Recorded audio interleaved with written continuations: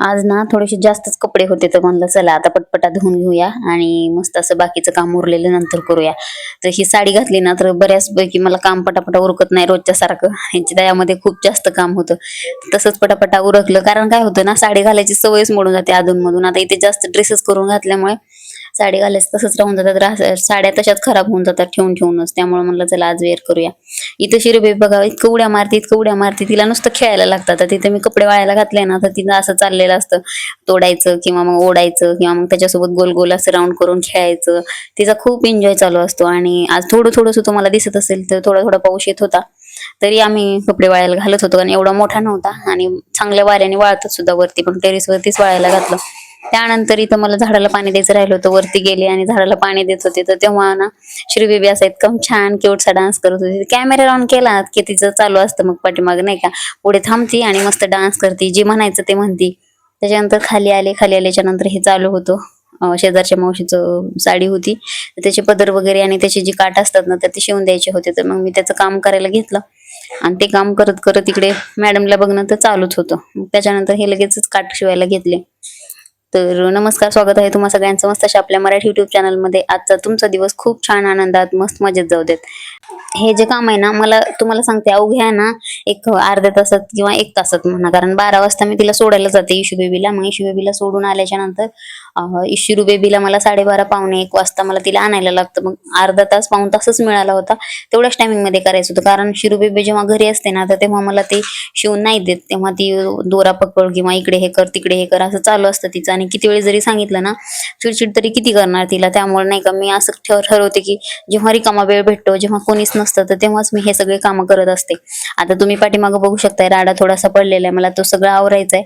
पण ते मला नंतर करूया कारण हे मशीनचं काम खूप महत्वाचं होतं आणि त्याच्यासाठी पटापटा ते करून घेतलं. कारण काय होतं कात्री मी जवळ ठेवलेली असते आणि त्यात मशीन सुद्धा नाही का ते दोरा इतका जुना झालाय ना तो थोडासा तुटत होता 2-3 वेळेस. मग त्यानंतर मग परत जोडलं आणि परत मग आपल्या कामाला सुरुवात केली.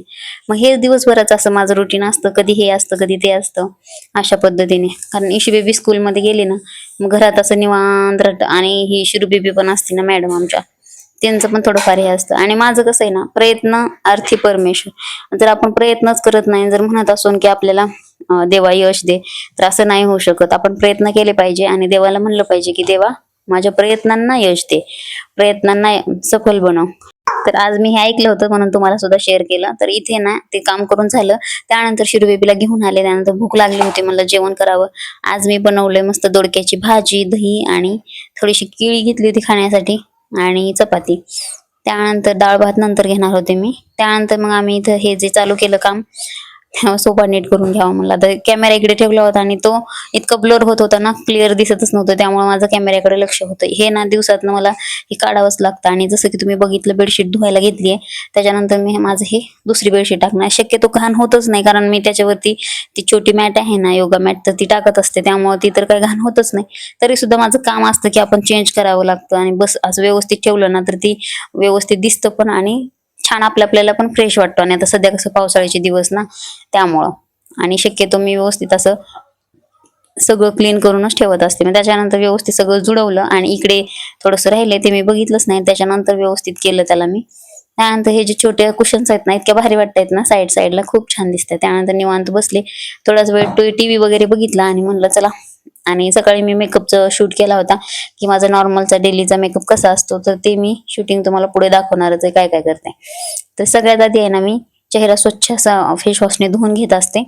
त्यानंतर आहे ना सगळ्यात आधी निव्याचं मॉइश्चरायझर यूज करते. कारण काय होतं मॉइश्चरायझरने एकदम चेहरा एकदम सॉफ्ट आणि एकदम छान क्लीन व्हायला छान म्हणजे मदत मिळते. आणि अशा पद्धतीने राऊंड करून आपल्या चेहऱ्यावरती स्किनवरती नाही का असे हात आपले बोट फिरवायचे आहेत. त्यामुळे काय होतं म्हणजे नाही का ब्लड सर्क्युलेशन चांगलं होतं.